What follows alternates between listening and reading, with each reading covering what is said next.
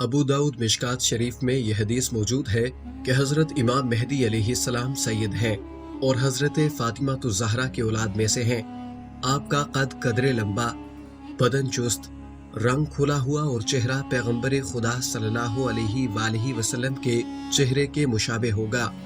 आपके अखलाक पैगंबर खुदा सल्लल्लाहु अलैहि वसल्लम के अखलाक आलिया की तरह होंगे। आपका इस्म शरीफ मोहम्मद, वालिद का नाम अब्दुल्ला और वालिदा का नाम आमना होगा। जुबान में कदरे लुकनत होगी जिसकी तंगी की वजह से कभी कभी रान पर हाथ मारते होंगे। आपका इल्म दुनियावी किताबों के इल्म का मोहताज नहीं होगा। बैत के वक्त उम्र 40 साल होगी। खिलाफत के मशहूर होने पर मदीना की मुसलमान फौजें आपके पास मक्का मुकर्रमा में हाजिर हो जाएंगी। शाम, इराक और यमन के औलियाए इकराम आपके ज़ेरे साया आ जाएंगे और अरब ममालिक के बेशुमार लोग आपकी फौज में दाखिल हो जाएंगे। और ये एक खजाना जो काबा में दफन है, जिसको रिताजुल काबा कहा जाता है, उस खजाने को निकाल कर मुसलमानों में तकसीम फरमा देंगे। अबू दाऊद में है कि इमाम मेहदी अलैहिस्सलाम के खजाने को निकाल कर तकसीम करने की खबर जब इस्लामी दुनिया में फैल जाएगी तो खुरासान से एक शख्स बहुत बड़ी फौज लेकर इमाम मेहदी अलैहिस्सलाम की मदद की सादत के हुसूल के लिए पहुंचेगा। इस लश्कर का सबसे आगे आने वाला दस्ता मंसूर नामी एक शख्स के ज़ेरे कमान होगा और ये लश्कर रास्ते में ही बहुत से ईसाइयों और बददीनों का सफाया कर डालेगा। नाजरीन, अब आपको बताते हैं कि सादात के कातिल इमाम मेहदी के मुकाबले में आएंगे तो क्या होगा। अबू सुफियान की औलाद में से एक जालिम सादात को कत्ल करेगा और उसका हुक्म मुल्क शाम और मिस्र में चला जाएगा। वही शख्स अहले बैत का दुश्मन होगा जिसकी ननिहाल कौम बनु कल्ब होगी। ये शख्स हजरत इमाम मेहदी अलैहिस्सलाम के मुकाबले के लिए एक फौज भेजेगा। जब ये फौज मदीना मुनव्वरा के दरमियान एक मैदान में आकर पहाड़ के दामन में मुकीम होगी तो उसी जगह उस फौज के नेको बद अकीदे वाले सब के सब जमीन में दंसा दिए जाएंगे, क्योंकि ये लोग हक के मुकाबले में आएंगे और बातिल की हमायत में होंगे। इसी वजह से उनके अकीदे की सेहत भी उनके काम ना आ सकेगी और सब दंसा दिए गए। क़यामत के दिन हर एक का हशर उसी के अकीदे और आमाल के मुवाफिक होगा, मगर इनमें से सिर्फ 2 आदमी बच जाएंगे। एक इमाम मेहदी अलैहिस्सलाम को इस वाक़या से आगाह करेगा और दूसरा सुफियानी को इस दंसने वाले वाक़या की इतला करेगा। अब बात करते हैं सलीब के पुजारियों का इत्तेहाद कैसे होगा। अरब फौजों के हजरत इमाम मेहदी अलैहिस्सलाम के साथ देने का हाल सुनकर ईसाई भी चारों तरफ से फौजों को जमा करने की कोशिश करेंगे और अपने और रोम के ममालिक से फौजें कसीर लेकर इमाम मेहदी अलैहिस्सलाम के मुकाबले के लिए शाम में जमा हो जाएंगे और हर झंडे के नीचे 12-12 हजार फौज होगी और हजरत इमाम मेहदी मक्का से कूच फरमाकर मदीना मुनव्वरा पहुँचेंगे और पैगंबर सल्लल्लाहु अलैहि वसल्लम के रोजे की ज़ियारत से मुशर्रफ होकर शाम के जानिब रवाना हो जाएंगे। दिमश्क के कुर्बो जबार में ईसाइयों की फौज से आमना सामना होगा। उस वक्त इमाम मेहदी अलैहिस्सलाम की फौज 3 गिरोहों में तकसीम हो जाएगी। एक गिरोह नसारा के खौफ से राह फरार इख्तियार करेगा। अल्लाह ताला उन्हें कभी भी माफ नहीं फरमाएंगे, क्योंकि वो मैदान जिहाद से भागने का बड़ा गुनाह कर चुके होंगे। बाकी लोगों में से कुछ खुशनसीब तो शहीद हो जाएंगे और मैदान बदर के शुहदा के मरातिब हासिल कर लेंगे और कुछ ईसाइयों के मुकाबले में डटे रहेंगे, हत्ता के फतह हासिल करके हमेशा के लिए गुमराही और बुरे अंजाम के अंदेशे से छुटकारा पा लेंगे।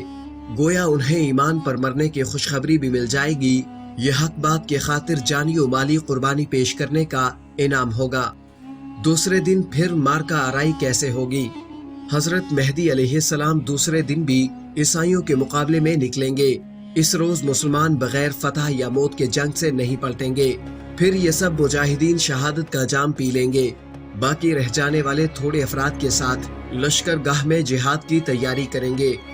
इस्लाम और सलीब का तीसरा मार्का। तीसरे दिन फिर एक बड़ी जमात के साथ मौत या फतह का अहद लिए मैदान में आएंगे। आपके साथ ही बड़ी बहादुरी के साथ ईसाइयों से जिहाद करेंगे और आरज़ुए शहादत को पालेंगे। शाम के वक्त हजरत मेहदी अलैहिस्सलाम बची हुई थोड़ी सी जमात को साथ लेकर वापस आ जाएंगे। चौथा मार्का और इस्लाम की फतह। चौथे दिन भी मुजाहिदीन की एक बड़ी जमात मौत या फतह की कसम खाकर फिर शहीद हो जाएगी। حضرت امام مہدی علیہ السلام تھوڑی سی جماعت کو لے کر واپس تشریف لے جائیں گے۔ پھر ایک دن حضرت امام مہدی علیہ السلام رسد کی تھوڑی سی محافظ فوج کو لے کر دشمن سے نبرد آزما ہوں گے۔ اس دن خداوند کریم ان کو کھلی فتح نصیب فرمائے گا۔ عیسائیوں کا اس قدر جانی نقصان ہوگا کہ باقی رہ جانے والے عیسائیوں کے دماغ سے حکومت کرنے کی بو بھی جاتی رہے گی اور بے سر و سامان ہو کر نہایت ذلیل و رسوا ہو کر باغ کھڑے ہوں گے۔ مسلمان ان کا تعاقب کر کے اکثر عیسائیوں کو جہنم رسید کر دیں گے۔ اس فتح کے دن حضرت مہدی علیہ السلام مجاہدین کو بے انتہا انعامات سے نوازیں گے، لیکن ان جانبازوں کے دلوں میں حب الہی اور جنت کا شوق اتنا غالب ہوگا کہ اس مال و دولت کے ملنے کی انہیں ذرا بھی خوشی نہیں ہوگی۔ اور دوسری وجہ خوشی ہونے کی یہ ہوگی کہ اس جنگ کی بدولت بہت سے خاندان اور قبائل ایسے ہوں گے جن میں سے 1% آدمی بچا ہوگا۔ نفاذ اسلام اور قسطنطنیہ کے فتح۔ بعد ازاں حضرت امام مہدی علیہ السلام اسلامی شہروں کے انتظامات اور فرائض حقوق العباد کو پورا کرنے میں مصروف ہو جائیں گے، اور اس مقصد کو پورا کرنے کے لیے چاروں طرف اپنی فوجیں پھیلا دیں گے۔ ان مہمات سے فراغت پر قسطنطنیہ کے فتح کے لیے روانہ ہو جائیں گے۔